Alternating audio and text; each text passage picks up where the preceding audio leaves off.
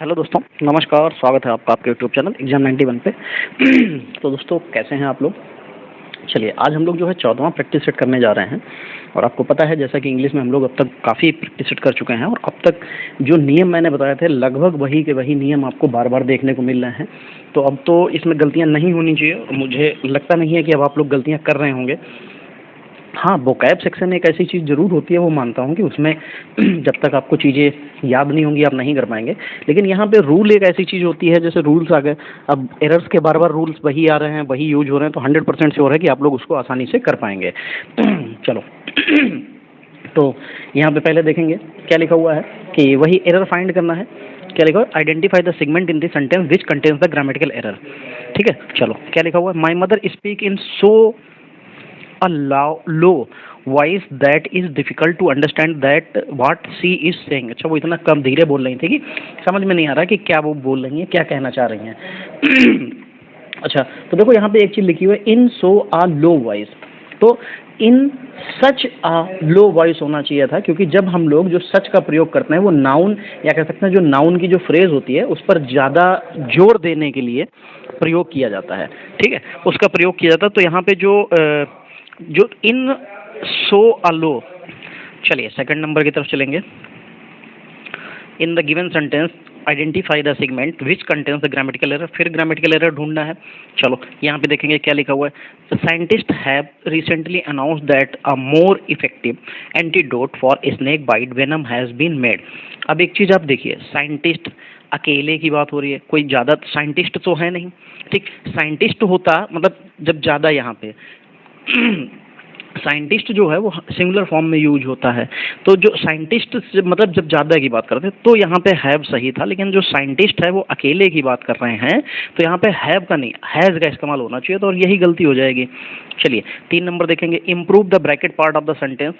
चलो the centres bid of dispel the pall of gloom over the economy have been helped in recent weeks by a rating।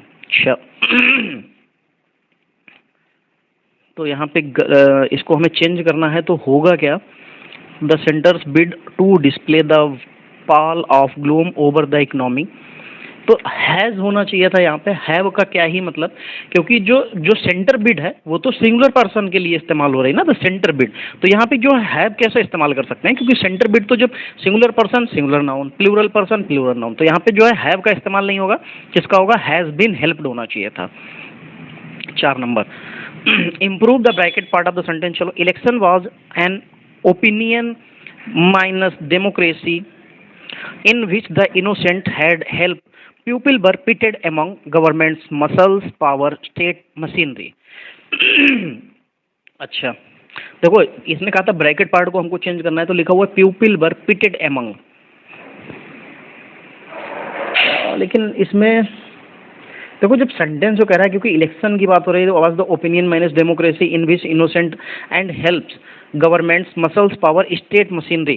तो मतलब जो इनके विपरीत की, विपक्ष की बात हो रही है, विपरीत की। ठीक है। और जो एमंग का जो प्रयोग होता है वो आपको पता है कि दो लोगों के कह सकते हैं कि दो लोगों के बीच में जब हम लोगों को कोई बात करनी होती है तो वहाँ पे दो लोगों के लिए हो जाता है। तो यहाँ पे पिटी एमंग नहीं होना चाहिए था, पिटी क्या होना चाहिए? अगेंस्ट होना चाहिए था, मतलब उनके विरोध में होना चाहिए था। तो पीपल वर पिटीड अगेंस्ट होना चाहिए था, ना कि एमंग होना चाहिए था। एमंग तो मतलब दो लोगों के बीच की बात होती है, दो लोगों को शामिल किया जाता है तब। चलो, select the most appropriate meaning word to fill in the blanks. चलो क्या लिखा हुआ है? Some people think that the credit card culture encourage people to shop compulsively and merely debts। Some people think that the credit card culture encourages people to shop compulsively and merely debts।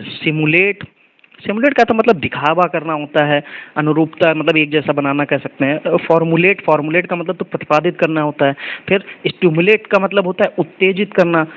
और जो accumulate का मतलब होता है इकट्ठा करना, तो यहाँ पे compulsive and merely accumulate debts, तो ये होना चाहिए इकट्ठा हो जाता है जो उनके ऊपर, क्योंकि जब क्रेडिट कार्ड जो ज़्यादातर लोग यूज करते हैं तो क्रेडिट कार्ड का मतलब ही होता है कि आपको किराए पे चीज़ों को देते रहेगा, वो देता रहेगा, फिर आपसे उस चीज़ का बिल मांगेगा एक निर्धारित समय में, अगर आप नहीं दे पाते हैं तो फिर उसके ऊपर चार्ज लगता है। Select the most appropriate option to fill in the blank. Dozens of dogs in Norway have recently been hit by a mysterious and at times illness raising concern among dog owners. Dairy disparate suspicious fatal। अच्छा देखो, यहाँ पे जब उसने कहा है ना कि recently have been hit by है mysterious and at times illness, तो कैसे वो इलनेस हो रहे हैं, रीजिंग हो रहे हैं, कंसर्न्स अमंग डॉग ओनर, जो उनके मतलब जो मालिक हैं वो घबरा रहे हैं, उनके लिए परेशान हो रहे हैं, तो वो क्या होगा, तो यहाँ पे फैतल लिखा हुआ, फैतल का मतलब होता है मरणशील, क्या होता है, घातक या मरणशील होता है जिसकी वजह से मर जाए। तो जो पहला लिखा हुआ है डेयरली, डेयरी का मतलब लिखा हुआ है ड्रीएरी का मतलब निराशाजनक होता है, डेस्परेट का मतलब हताश होता है, और सस्पिशियस का मतलब संदेश युक्त होता है, तो यहाँ पे उसका तो कुछ मतलब बनता नहीं है। ठीक है, तो बनता है फैतल, फैतल का मतलब घातक या मरणशील, क्योंकि वो जो बीमारी जिसकी वजह से वो बीमार पड़ रहे हैं वो बहुत घातक या कह सकते हैं मरणशील ऐसी है कि जिसकी वजह से लोग वो कुत्ते जो है मर रहे हैं। Select the correct active form of the given sentence.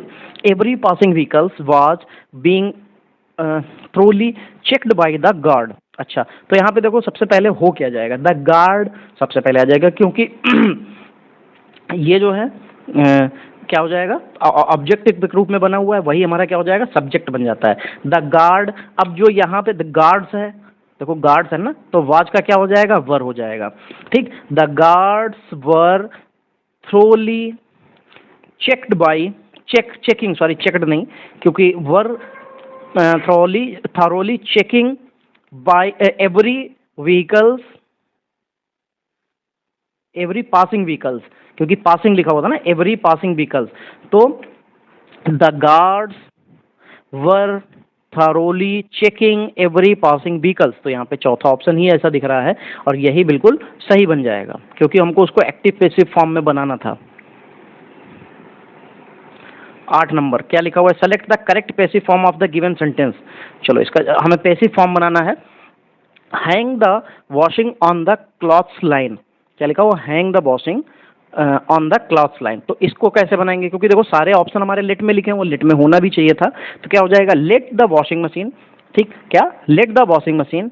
अब यहाँ पे हैंग, अब सिंपल सी बात है कि बी का इस्तेमाल होगा, क्योंकि यहाँ पे जो जो इसमें जो शुरुआत थी उसकी बाकी की वो किससे थी, वर्ब, वर्ब के पहले सब्जेक्ट, मतलब वर्ब के फर्स्ट फॉर्म से थी और सब्जेक्ट उसके बाद में प्रयोग हुआ था, तो इससे तुम्हें क्या पता, क्योंकि हैंग लिखा हुआ ना, हैंगिंग, हैंग्ड, तो ये वर्ब लिखी हुई है, फिर उसके बाद सब्जेक्ट लिखा हुआ, तो इसका मतलब ये कैसा है, तो ये इंट्रोगेटिव सेंटेंस हो जाएगा। और और इसका जो पैसिव स्ट्रक्चर बनेगा, ठीक है, तो वो क्या बनेगा, लेट से बनेगा, फिर सब्जेक्ट आएगा, फिर बी का इस्तेमाल होगा, फिर वर्ब की थर्ड फॉर्म होगी, और फिर जो बाकी बचे हुए शब्द होते हैं, वर्ड्स होते हैं, वो इस्तेमाल किए जाते हैं, तो क्या हो जाएगा, let the washing be hang, क्योंकि अब थर्ड फॉर्म यूज हो जाएगी, ऑन द क्लॉथ्स लाइन, ये बिल्कुल सही बन जाएगा, और ये फर्स्ट ऑप्शन में आपको दिखाई दे रहा है, यही सही बन जाएगा। 9 नंबर देखेंगे, select the most appropriate indirect form of the given sentence. अब हमको इसको इनडायरेक्ट में क्या करना है, चेंज करना है। अच्छा भाई चलो देखेंगे इसको इनडायरेक्ट फॉर्म में चेंज करते हैं, देखते हैं क्या बन जाएगा। द लिखा हुआ है क्या लिखा हुआ है, the lawyer said to the accused, where were you at the time of the burglary, burglary, तो जो मतलब वो कहना चाह रहा है, वो वकील ने उससे पूछा कि तुम कहाँ थे जब ये मतलब जो हुई थी, बर्गलरी का मतलब शायद चोरी होता है या नहीं, बातों वाली जो चीज़ें होती हैं वो। चलो, तो द लायर साइड की जगह पे क्या इस्तेमाल होगा, तो लायर, क्योंकि वो उससे पूछ रहा है, तो liar, the lawyer asked the burglar, ठीक, where he at the time of burglary, ठीक, तो यहाँ पे जो पहला ऑप्शन दिख रहा है, फिर यही तो सबसे पहले ही मिल गया, तो यही ऑप्शन भी हो जाएगा। Select the सिनोनियम of the given word. चलो, इंडेलिजिबल लिखा हुआ है, क्या लिखा हुआ है, इंडेलिजिबल, इसका मतलब होता है स्थाई, इंडेलिजिबल का मतलब होता है स्थाई। अब इसका देखेंगे, फिर इलेजिबल लिखा हुआ है, इलेजिबल का मतलब होता है जो स्पष्ट नहीं होता है, जो हमें साफ दिखाई नहीं देता है, ठीक। अस्पष्ट जिसको कहते हैं, अपठनीय जिसको हम पढ़ ही नहीं सकते। फिर इन इरेजेबल लिखा हुआ है, इन इरेजेबल मतलब जिसको बिगाड़ा नहीं जा सकता, तो वो स्थायी होगा, तो वो यहाँ पे सही हो जाएगा। फिर इनइफेक्टिव मतलब जो प्रभावहीन हो, जिसका कोई प्रभाव ना। इलीगल का मतलब अवैध या गैर कानूनी होता है। In the following question out of the given 4 alternative select the one which best express the meaning of the given word. Unanimous लिखा हुआ है, क्या लिखा हुआ है? अनैनिमस। तो अनैनिमस का मतलब क्या होता है? एक मत होता है। क्या होता है? एक मत, ठीक। स्प्लिट, स्प्लिट का मतलब क्या होता है? स्प्लिट का मतलब होता है जो खंड कर दिए जाए, तोड़ दिए जाए, ठीक है। स्प्लिट इनटू 2 पार्ट्स, इस तरीके से कहा जाता है ना, बस 2 पार्ट में वो टूट गया, तो इसका मतलब दरार या खंड हो जाता है, विखंडन कह सकते हैं, ठीक है। टूटना हो सकता है, ठीक, विखंडन कह सकते हैं। फिर अनडिस्प्यूटेड, जो टूट ही ना सके। अनडिस्प्यूटेड का मतलब जो निर्विवाद हो, जो जिसका कोई विवाद ना हो। डिस्प्यूट का मतलब विवाद होता है ना, तो अनडिस्प्यूट का मतलब जो विवाद ना हो, ठीक। यूनानिमस का मतलब जो एक मत होगा वही तो निर्विवाद होगा, मतलब जिसमें कोई विवाद ही नहीं होगा, तभी तो वो एक मत हो पाएंगे। फिर क्लीव्ड का मतलब क्या होता है? क्लीवेट का मतलब होता है अलग या विदरित, ठीक। फिर सेपरेट का मतलब वो भी अलग या कह सकते हैं विभक्त, अलग अलग। 12 number, select the antonym of the given word. और हाइडियस, हाइडियस लिखा हुआ, हाइडियस।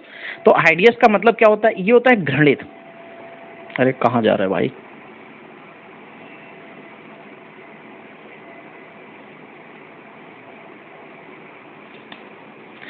क्या हो जाएगा? घृणित या भयंकर भी कह सकते हैं, घृणित या भयंकर। तो इसका मतलब क्या होगा? लवेबल होना चाहिए या साफ सुथरा। भयंकर मतलब अब फिर कोई साफ सुथरा होगा, सुंदर भी कह सकते हैं जिसको, ठीक है। तो यहाँ पे एंटोनियम पहला ही ऑप्शन ब्यूटीफुल दिख जाएगा, तो ब्यूटीफुल का मतलब सुंदर होता है। सेक्रेटिव का मतलब संकोची या जो गुप्त कह सकते हैं। डिटेस्टेबल का मतलब होता है घिनौना, और अगली का मतलब क्या होता है? जो गंदा होता है देखने में, घिनौना भी कह सकते हैं एक तरीके से। कुरूप ज्यादा इसका सही शब्द हो सकता है। Select the most appropriate antonym of the given word. चलो, रिटेलिएशन लिखा हुआ, रिटेलिएशन लिखा हुआ है, इसका मतलब प्रतिशोध होता है, ठीक है। फिर रिकॉन्सिलिएशन लिखा हुआ है, रिट्रीब्यूशन लिखा हुआ है, रेट्रोस्पेक्शन लिखा हुआ है, रिग्रेशन लिखा हुआ है। तो प्रतिशोध, प्रतिशोध के लिए हमको यहाँ पे बताना क्या था? अच्छा, एंटोनियम बताना है, ठीक है। तो एंटोनियम बताना है, तो मतलब जो प्रतिशोध लेगा तो दूसरा संधि करेगा आके, दोस्ती कर लेगा आके, तो वही चीज होनी चाहिए थी, तो उसके लिए देखेंगे। चलो, तो पहला क्या लिखा हुआ? रिकॉन्सिलिएशन, इसका ही मतलब होता है संधि करना, इसका मतलब होता है संधि होता है, ठीक है। संधि होता है, संधि करना नहीं होता है। सुलह कह सकते हैं या संधि, ठीक। रिट्रीब्यूटेशन का मतलब होता है प्रतिकार या बदला ही होता है, जो कि ऊपर लिखा था, ठीक है, प्रतिशोध।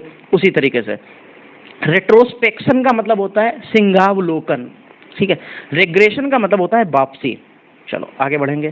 Select the wrongly spelled word, जो रॉन्गली होगा, रॉन्ग होगा, वो वर्ड हमको बताना है। चलो, तो 14 में देखेंगे क्या हो जाएगा। होम्योपैथी लिखा हुआ है, न्यूट्रोपैथी लिखा हुआ है, एलोपैथी लिखा हुआ है, टेलीपैथी लिखा हुआ है। तो हम लोगों को पहली बात तो इनके सबके मतलब पता हो। होम्योपैथिक तो एक तरीके का डॉक्टरी का प्रकार होता है, ठीक। क्या लिखा था? नेचुरोपैथी लिखा हुआ है, तो ये भी एक तरीके का प्रकार ही है उसकी दवाई वगैरह का, ठीक है। प्राकृतिक चिकित्सक होता है, ठीक, इसका मतलब। और एलोपैथी, जो इंग्लिश वाले जो डॉक्टर दवाई देते हैं, वो एलोपैथी, मतलब जो दवाई होती है वो एलोपैथी, उसका जो तरीका है वो एलोपैथी। टेलीपैथी मतलब मानसिक दूरसंचार, जो मतलब मन से बात कर लेते हैं, उसको टेलीपैथी कहते हैं। अब आते हैं स्पेलिंग की बात। तो देखो, होम्योपैथी की स्पेलिंग गलत देखिए, HOMEO होता है, ठीक। फिर PATHY होता है, ठीक, ये स्पेलिंग होती है। और लिखी क्या है यहाँ पे? HOMMO ई लिखा हुआ है, और होती क्या है? EO होती है। यही गलत लिखा था, बस आगे का पीछे कर दिया था, बस ये गलत हो जाएगा, ठीक। चलो 15 नंबर देखेंगे। Select the correctly spelled word. अब यहाँ पे सही बताना है। अनडाउटली लिखा हुआ है, यूनिक लिखा हुआ है, अनफॉरगेटेबल लिखा हुआ है, अनफॉर्चुनेटली लिखा हुआ है। सबकी बात कर लेते हैं। तो देखो यहाँ पे अनफॉर्चुनेटली का मतलब दुर्भाग्य होता है, अनडाउटली का मतलब अनडाउटली मतलब जिस पे संदेह न किया जा सके, निसंदेह हो सकता है, बेशक हो सकता है, यूनिक का एकमात्र अनूठा हो सकता है, और अनफॉरगेटेबल का मतलब जिसको हम भूल नहीं सकते, अविस्मरणीय होता है। तो स्पेलिंग की बात करेंगे तो यहाँ पे अनफॉर्चुनेटली बिल्कुल सही लिखी हुई है, UNFORTUNATELY बिल्कुल सही लिखी हुई है। अनडाउटली की बात करेंगे तो UNDOUBTEDLY होना चाहिए, तो इसमें बी बनी ही नहीं है। यूनिक, यूनिक में UNIQUE होती है, डबल आई बना दिया था। अनफॉरगेटेबल का मतलब देखो UNFORGETTABLE होना चाहिए, इसमें डबल टी नहीं बना, तो ये गलत हो जाएगा। 16 number, select the most appropriate bird for the given group of bird. One bird बताना है। A gentle song to put a child to sleep, अगर बच्चे को सुलाना है तो उसको गा के सुनाई जाने वाली जो बात होती है उसको क्या कहते हैं? उसको लोरी कहते हो, लेकिन लोरी तो हिंदी में होती है, इंग्लिश में उसको क्या कहते हैं? लाउलबी कहते हैं, लाउ लेबी कहते हैं, लाउ लेबी, ये होती है लोरी। लायर का मतलब सारंगी होता है, क्या होता है? सारंगी। लिरिक का मतलब होता है जो गीत के बोल होते हैं।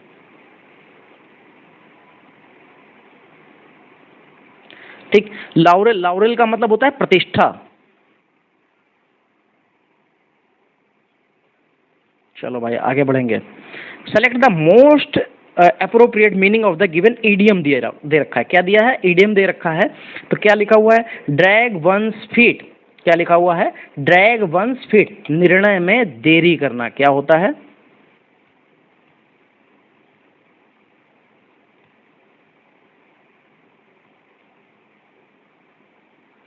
ये लीजिए भाई, निर्णय में देरी करना होता है। अब निर्णय में देरी करना होगा तो जो डिले वाली मीनिंग होगी वो हमें ढूंढनी है।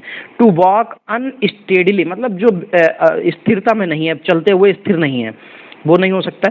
To walk with the limp, कैसे हो जाएगा भाई? To delay taking a decision, हाँ बिल्कुल, यहाँ पे निर्णय लेने में, क्योंकि डिसीजन की भी बात कर रहा था तो डिसीजन बिल्कुल सही हो जाएगा। 18 नंबर देखेंगे। अब 18 नंबर में दिया हुआ है given below are 4 jumbled sentence, select the option that give their correct order. ठीक है, यहाँ पे ऑर्डर देखते हैं। So clearly where you get your news from matter since you can't possible by expected to verify and authentic every bite of news you receive. Are you rarely those apparently sound bit of medical advice you received as forward would pass muster with your doctor? Yet we do often forward these in the belief that we are doing a good deed to our friends and relatives. Being educated is no guarantee against falling prey to fake news. अच्छा, देखो अगर इस तरीके से देखेंगे तो फिर ये पहला, सबसे पहला लास्ट वाला जो है यही सबसे पहला बनना है। ठीक, और आर यू रियली श्योर, तो फिर ये तो दूसरा बन जाएगा, ये तीसरा बनेगा और सबसे लास्ट वाला चौथा बन जाएगा। तो यानी कि DBCA बनना है। क्या बनना है? DBCA। तो DBCA आपको फर्स्ट पॉइंट में ही दिख रहा है, तो यही आपका आंसर हो जाएगा। चलो, identify the segment in the sentence which contains the grammatical error. अब फिर एरर आ गई है, तो चलो एरर देखेंगे यहाँ पे क्या हो जाएगा। लिखा हुआ है a friend of mine is working as a photographer of a local newspaper. चलो ठीक है, देखो फोटोग्राफी का काम नहीं करता है वो, मतलब न्यूज़पेपर के लिए फोटोग्राफी का काम करता है, यहाँ पे ये बात है। ठीक है, तो देखो यहाँ पे क्या लिखा हुआ है, a friend of mine is working as a photographer. वो एज अ मतलब फोटोग्राफर के तौर पे काम करता है। कहाँ? Of the local newspaper, local newspaper के नहीं, लोकल न्यूज़पेपर के लिए। तो यहाँ पे के लिए इस्तेमाल होगा तो ऑफ नहीं इस्तेमाल होगा, क्या हो जाएगा? फॉर। तो क्या हो जाएगा? As a photographer for the local newspaper. तो क्या हो जाएगा? For the local newspaper. बस इतना इस्तेमाल करना है आपको। चलिए भाई आगे देखते हैं, और आगे देखेंगे इसके बाद में लिखा क्या हुआ है।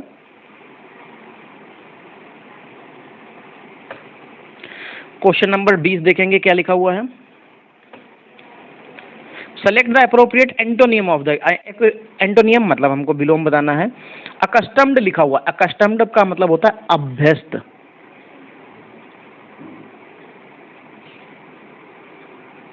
ठीक है। अकस्टम्ड का मतलब होता है अभ्यस्त, अगर इसका उल्टा देखेंगे तो अनभ्यस्त होना चाहिए था, तो अनभ्यस्त किसका हो जाएगा? अकस्टम्ड का मतलब आप यूजुअली समझ सकते हैं, क्या होता है? यूजुअल होता है एक तरीके का, मतलब इसका एक मीनिंग यूजुअल भी होता है, तो दूसरा मीनिंग इसका क्या होना चाहिए? तो अनयूजुअल होना चाहिए, और जो चौथे ऑप्शन में आपको दिखाई दे रहा है। ठीक। टेरिफिक का मतलब भयानक होता है, फैबुलस का मतलब शानदार होता है, ऑर्डिनरी का मतलब साधारण होता है, और अनयूजुअल का मतलब जो अनभ्यस्त होता है। चलो, अब यहाँ पे हमको एक पैराग्राफ दिया हुआ है, ठीक है, कॉम्प्रिहेंशन दिया हुआ है, जिसको हम लोग पढ़ेंगे और उससे रिलेटेड इसके क्वेश्चंस के जवाब देंगे। During the decades after liberalisation for floriculture industries took against step in the export arena. This era has seen a dynamic shift from sustained production to commercial production. The area under floriculture production in India is around 249,000 hectare, with a production of 1659,000 tons loose flower and 484,000 tons cut flower. Floriculture में आपको बता दूं फूलों की खेती के लिए कहा जाता है। Floriculture is now commercially cultivated in several states with Tamil Nadu 20%, Karnataka 13.5%, West Bengal 12.2%, having gone ahead of other producing states like Madhya Pradesh, Mizoram, Gujarat, Andhra Pradesh, Orissa, Jharkhand, Haryana, Assam, Chhattisgarh. मैं आपको बता दूं, जब भी पैराग्राफ पढ़ा करो, आपको कुछ इस तरीके की चीजें जब भी मिले, ठीक है, तो इनको आप अंडरलाइन जरूर कर लो। जैसे ये नाम लिखे हुए थे ना, कि ये जो नाम, कभी भी इनमें से कोई भी नाम पूछ देगा तब आपको दिक्कत हो जाएगी। जैसे कैसे नाम पूछ देता है, वो नाम पूछ देता ना कि इनमें से कौन सा ऐसा नहीं था जो उसमें उपस्थित था। ठीक। और कौन कौन सी चीजें इसमें इंपॉर्टेंट हो सकती हैं?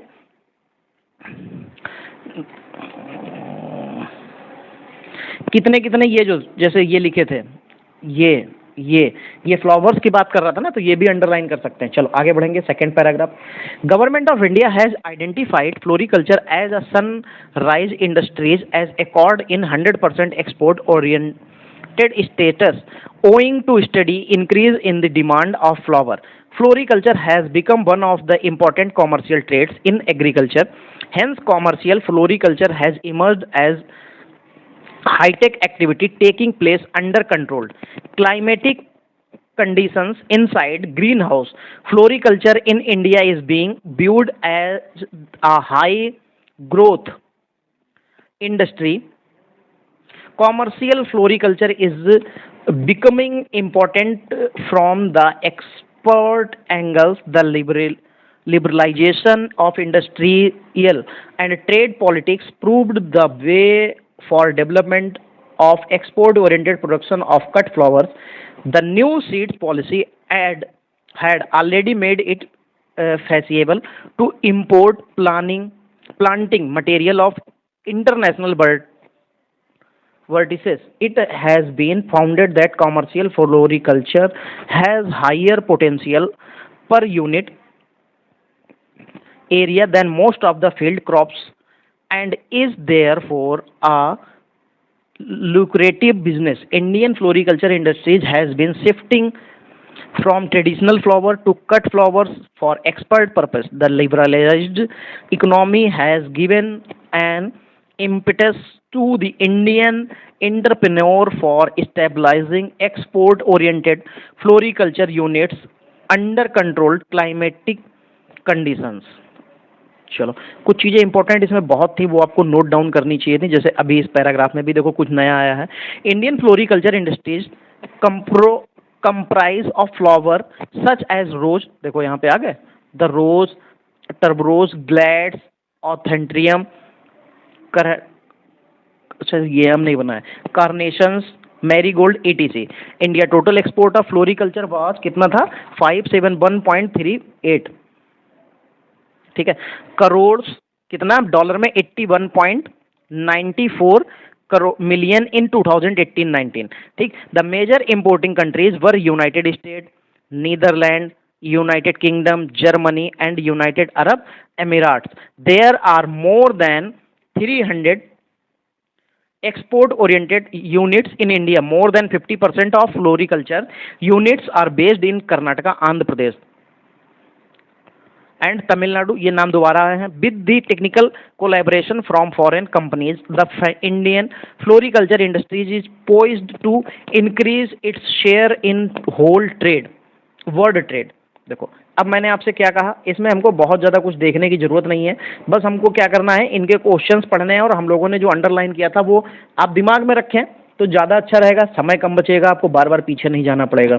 चलो पहला देखेंगे क्या लिखा हुआ है, the main theme of the passage. ये पैसेज किसके ऊपर था, ये पैसेज किसके ऊपर था, आपने पूरा पढ़ा फ्लोरिकल्चर के ऊपर था, मतलब फूलों की खेती के लिए था, तो सिंपल सी बात है ये फूलों के ऊपर ही होगा। The export of flowers from India, export की बात की थी लेकिन अभी नहीं पता हमें। कॉमर्शलाइजेशन ऑफ फ्लोरिकल्चर, ये भी था, कन्फर्मली नहीं कह सकते। The rise of floriculture industries in India, ये भी था। The government policies regarding floriculture, नहीं ये तो बिल्कुल चौथा नहीं था, ठीक है, इसमें चौथा ऑप्शन तो नहीं था। बाकी अगर हम लोग उसके बात करेंगे कि थीम क्या होनी चाहिए, तो the rise of floriculture industries in India, जो उनके भारत में जो इंडस्ट्रीज लग रही हैं फ्लोरिकल्चर के बारे में, ये उसके बारे में था, तो उसको बढ़ावा देने की बात कर रहे थे, तो ये बिल्कुल सही हो जाएगा, तो ये बढ़ावा देने के लिए था। 22, the area under floriculture production in India is about, मैंने कहा था अंडरलाइन कर लेना, आगे जाके आपको काम में आएगा। कितना था, 249,000 हेक्टेयर था।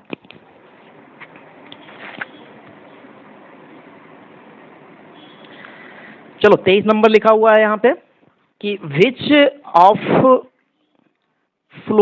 Following statement is not true according to the passage, India's total export of floriculture was $573.38 million in 2018-19। अभी ये तो पिछले ही उसमें लिखा हुआ था, नहीं ये करोड़ में था, ये क्या था, ये करोड़ में था। अगर डॉलर की बात करेंगे, अगर डॉलर की बात करेंगे तो कुछ लगभग 80 के आसपास था, 81 के आसपास था, एग्जैक्टली वैल्यू नहीं मुझे याद है, लेकिन डॉलर में 81 के आसपास था।